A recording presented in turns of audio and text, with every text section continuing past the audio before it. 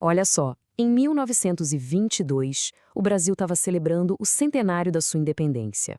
Mas tinha um grupo de artistas que sentia que algo fundamental estava faltando.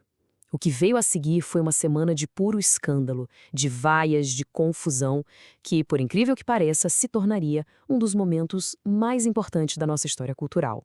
Vamos mergulhar nessa história para entender direitinho como tudo aconteceu.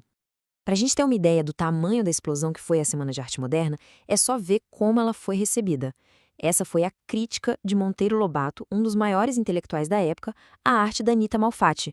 Não foi uma crítica sutil, né? Foi um ataque direto que já mostrava o clima de hostilidade que os modernistas iam enfrentar.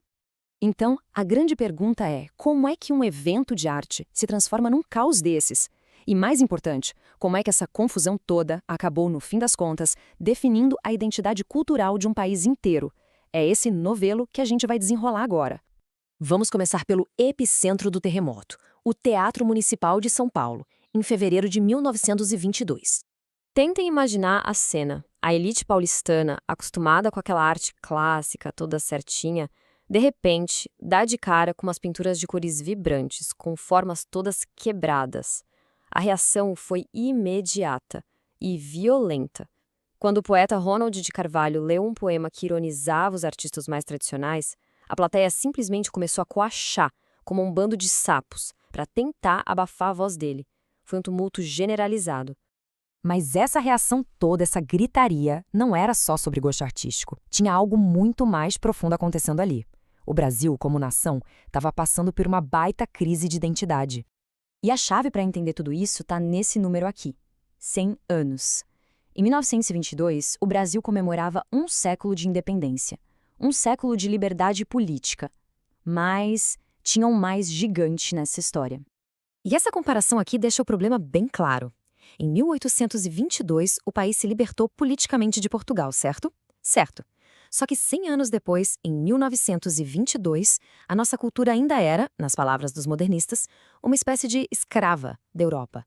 A arte, a literatura, a arquitetura, tudo parecia uma imitação do que se fazia em Paris. Então, o ponto crucial é este: a Semana de 22 não foi só uma exposição de arte.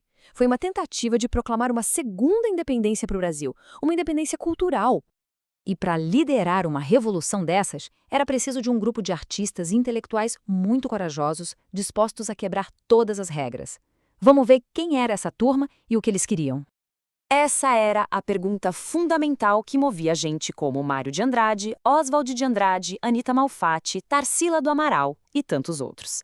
Eles olhavam ao redor e sentiam que a arte oficial do país simplesmente não respondia a essa pergunta. E a resposta deles estava toda aqui. Eles queriam criar uma arte que finalmente parasse de olhar para deuses gregos e cenários europeus e se virasse para o Brasil. Uma arte que mostrasse a nossa mistura de raças, que retratasse o operário da fábrica, que pintasse o carnaval e que principalmente usasse o português falado nas ruas, sabe? E não aquele português formal de Portugal. Mas a solução que eles encontraram não era simplesmente ignorar o resto do mundo. Pelo contrário, a proposta era radical, super inteligente e, digamos, um pouco canibal. Aqui estava o grande dilema. Eles queriam usar as novas técnicas que estavam surgindo na Europa, como o cubismo, mas não queriam ser meros imitadores. Como absorver essa modernidade toda sem perder a identidade nacional no caminho? A resposta veio com este conceito que é simplesmente genial: a antropofagia, ou canibalismo cultural. A ideia, proposta por Oswald de Andrade, era que o Brasil deveria agir como uma tribo caníbal, devorar o inimigo, que nesse caso era a cultura europeia, absorver as suas qualidades e, a partir daí, criar algo mais forte, novo e autenticamente nosso. Vamos ver como isso funciona na prática. Primeiro, o artista brasileiro devia absorver tudo que a vanguarda europeia oferecia. Depois, vinha o passo crucial: digerir. Isso significava misturar essas técnicas com temas, cores e ritmos brasileiros. E, finalmente, o resultado: criar uma obra totalmente nova, que não era nem europeia, nem primitiva, mas sim modernamente brasileira. Agora vamos voltar lá para o Teatro Municipal. A gente viu que o evento foi um caos, um escândalo, um fracasso, certo? Bom, a história é um pouco mais complexa do que parece. Essa frase aqui resume perfeitamente o legado da Semana de 22. Quem estava lá, em 1922, provavelmente saiu do teatro pensando que tinha assistido a um desastre completo. Mas a perspectiva da história nos mostra exatamente o contrário. Este slide mostra bem a grande virada dessa história. O que pareceu um fracasso total no calor do momento, com o tempo se revelou um sucesso monumental, que plantou a semente para uma identidade cultural autenticamente brasileira.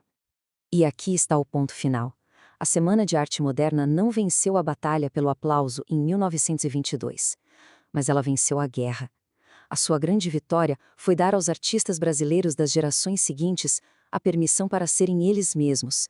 Foi a explosão que abriu as portas para uma nova música, uma nova literatura, uma nova arquitetura, enfim, uma nova forma de ser e de enxergar o Brasil.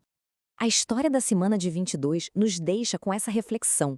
Ela nos mostra que, às vezes, as ideias mais revolucionárias são recebidas com zombaria e desprezo. E nos faz perguntar quantos outros grandes sucessos da história também não começaram sendo vistos por todo mundo como um grande fracasso.